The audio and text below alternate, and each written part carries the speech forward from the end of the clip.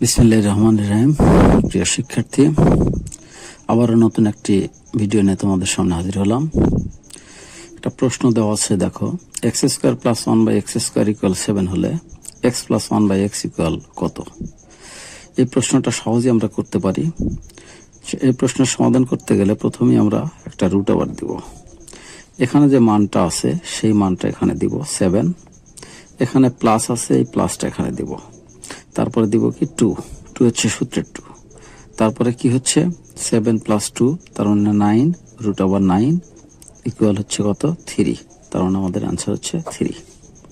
ওকে, আর যদি এখানে মাইনাস মান চায় তাহলে কি দিব, প্রথমেই √ দিব, একইভাবে এখানে 7 দিব, মাইনাস আছে তার মানে এখানে মাইনাস দিব, মাইনাস হচ্ছে 2 সূত্রের 2 ইকুয়াল কত, অর্থাৎ 5 √5, তখন অ্যান্সার হবে √5। আশা করি বুঝতে পারছো। ধন্যবাদ সবাইকে।